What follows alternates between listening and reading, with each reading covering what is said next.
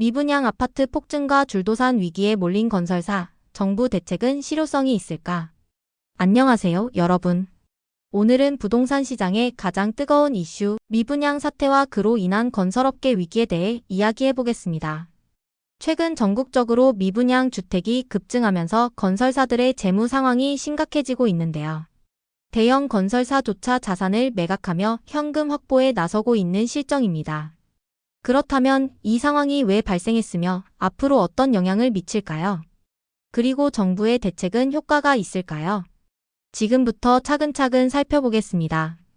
1. 미분양 역대급 증가세.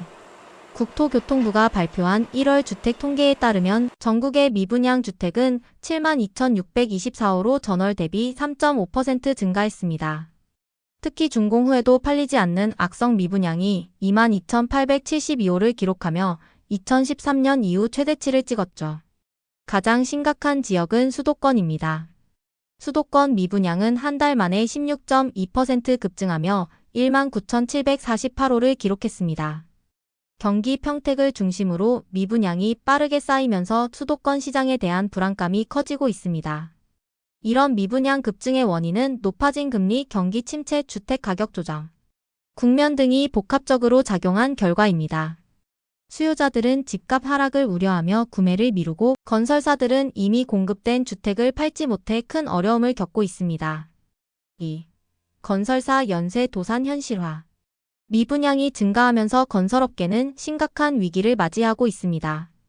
올해 들어서만 신동아건설, 대적건설, 삼부토건, 안강건설 등 4개의 중견 건설사가 법정 관리를 신청했으며 대우조선해양건설도 회생 절차에 돌입했습니다. 이들 기업의 공통점은 높은 부채 비율입니다. 예를 들어 삼부토건의 부채 비율은 838%, 신동아건설은 429%로 심각한 수준입니다. 미분양이 증가하면서 건설사들이 자금을 회수하지 못하고 결국 부채를 감당할 수 없는 상황이 된 것입니다. 그렇다면 대형 건설사는 안전할까요? 그렇지도 않습니다. 대형 건설사들도 현금 확보를 위해 필사적인 노력을 기울이고 있습니다. 롯데건설은 서울 잠원동 본사 부지를 매각하고 있으며 DA그룹은 글래드호텔 앤리조트를 시장에 내놓아 유동성 확보에 나섰습니다. 즉, 건설업계 전체가 심각한 위기 속에 있으며 이대로라면 더 많은 건설사가 무너질 가능성이 큽니다. 3. 정부 대책 실효성 있나? 정부는 지난 19일 LH한국토지주택공사가 지방 미분양 3천 가구를 매입하고 시알리츠 기업 구조조정 부동산 투자회사를 통한 미분양 해소 대책을 발표했습니다. 하지만 업계 반응은 냉담합니다. 가장 중요한 취득세 양도세 감면, 대출금리 인하 등의 세제 혜택이 포함되지 않았기 때문입니다. 전문가들은 미분양 해소를 위해서는 세금 부담을 줄여 거래를 활성화하는 것이 필수적이라고 말합니다. 즉, 주택 구매자들이 세금 부담 없이 매입할 수 있어야 시장이 움직인다는 것이죠. 하지만 현재 정부 대책으로는 미분양 해소 효과가 제한적일 것으로 보입니다. 4. 향후 전망과 대응 전략.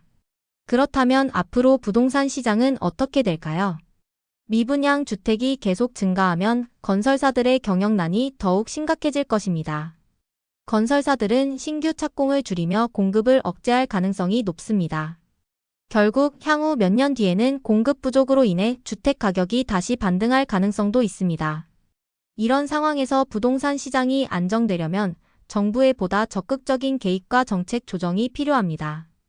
특히 세제 완화를 통한 주택 거래 활성화, 건설업계에 대한 금융 지원 확대, 실질적인 미분양 해소 대책이 마련되어야 합니다. 지금까지 미분양 사태와 건설업계 위기, 그리고 정부 대책의 한계에 대해 이야기해봤습니다. 지금 부동산 시장은 중요한 변곡점에 와 있습니다. 여러분은 이 상황을 어떻게 보시나요? 댓글로 여러분의 의견을 남겨주세요. 앞으로도 부동산 시장의 중요한 이슈들을 분석해드리겠습니다. 유익했다면 좋아요, 구독, 알림 설정 꼭 부탁드립니다. 그럼 다음 영상에서 다시 만나요. 감사합니다.